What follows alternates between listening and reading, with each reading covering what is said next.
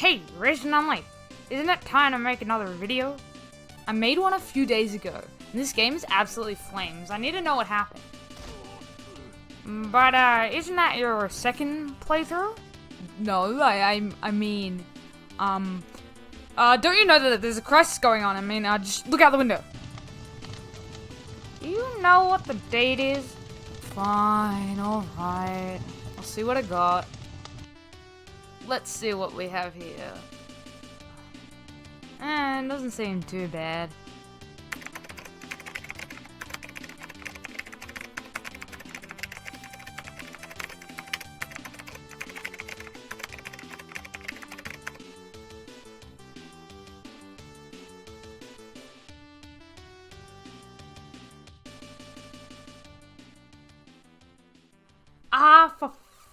For fire truck's sake.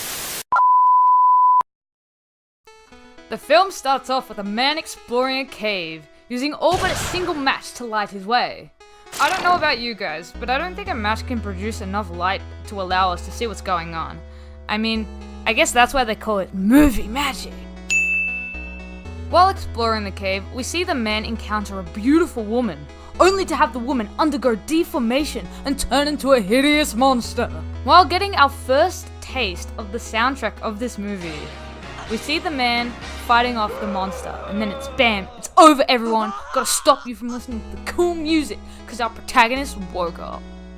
Title card! Yeah! Now we find ourselves at Jusei Academy, where a new student is introducing themselves to the class. And I wonder if I've seen this before. Recently. I'm just stuck. I feel like there's another Megami Tensei film that does this, and I just can't quite put my finger on it. My bad memory aside, we are introduced to one of the main characters of the film, Yumiko Shirasagi, who is rudely interrupted by the film's other protagonist, Akemi Nakajima, who walks around the school like his poopies don't smell at all, but I assure you, all poopies do smell. Wait, is that teacher just coming out of the closet and zipping up his pants? What? I mean, okay, you do you?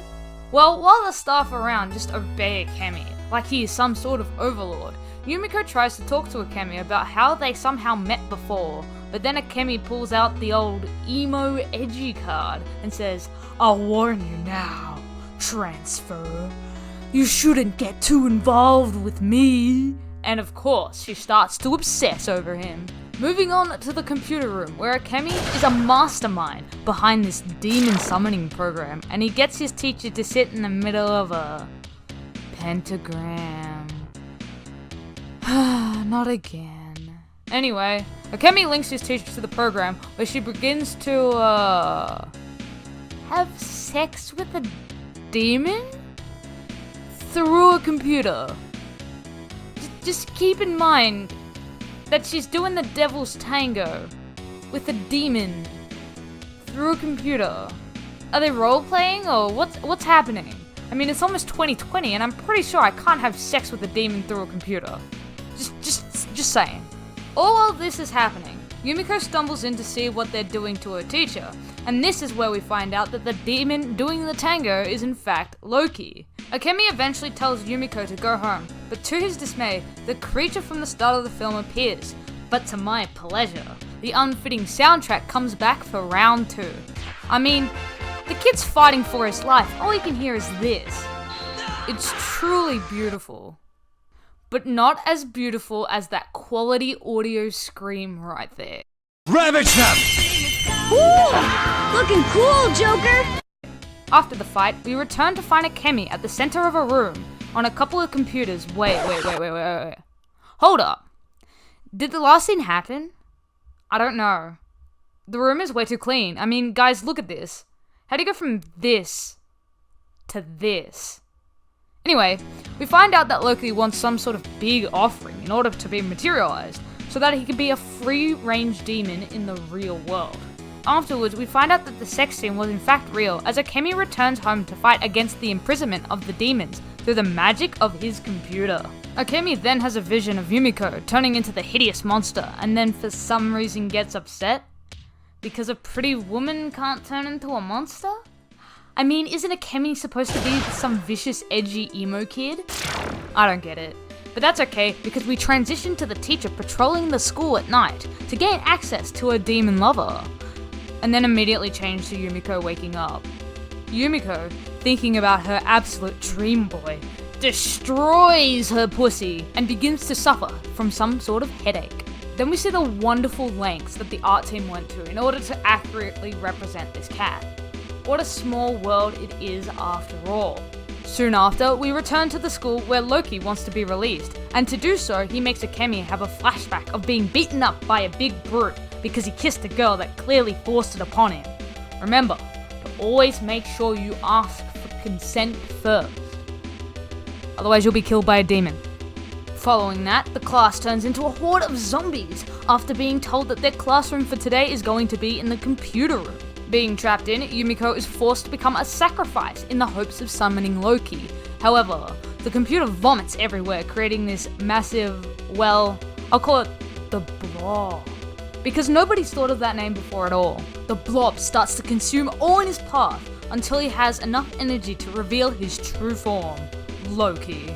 While trying to stop Loki, Akemi proceeds to have a flashback in which, I kid you not, a girl dies because another one bites her vagina. After the flashback, Akemi attempts to undo his actions by attacking Loki, but things do not work out well for him as Loki is too powerful for Akemi to handle. We also see the teacher humping the absolute hell out of his leg, which is utterly important to the plot. You just can't not talk about it. While being held by Loki, Yumiko passes out only to have a vision about being told she was Izanami in a previous life. Before I go on, in this translation they describe what Izanami is in a footnote at the top of the screen. It might not be that funny now that I'm writing it, and when I watched it I thought it was absolutely hilarious and my sides were almost dying. Just seeing note at the top of the screen killed me, I reckon. Continuing on, Yumiko gains the power of face lasers, then rescues Akemi from Loki and teleports off to the Japanese countryside.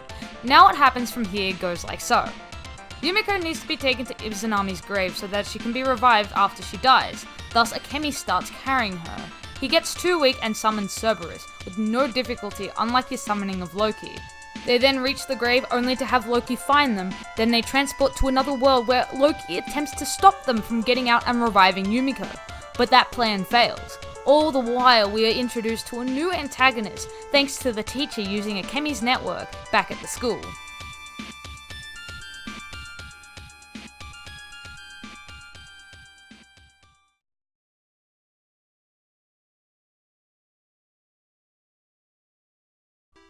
And that's the movie.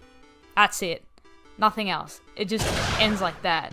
In an instant, everything's just, well, gone and done. Now, I'll be honest, I don't know if they intended to make the other novels into films as well, and that's why it ended the way it did, but it's been 32 years since this movie, and I really don't think that they're going to revive it anytime soon. My thoughts? Well, this was worse than Tokyo Revelations by far. Why is it worse? Well, the movie kinda just throws you into the deep end without really exploring the characters at all. I can't feel anything for any of them except Loki, because he has the most character development in the film. I honestly was expecting a bit more from this movie just due to how terrible the one I watched for my channel previously was, but I gotta say, the 8-year gap between the movies really does make all the difference. Now, thanks guys so much for watching. Be sure to leave a like and subscribe, because you guys know it means the world to me when you help my channel grow and allow me to continue to make content for you guys that you'd like to see. And with that, hey guys, I'm Rez Unleashed, the unleasher of suffering content, and I hope you all have a great Holy Days.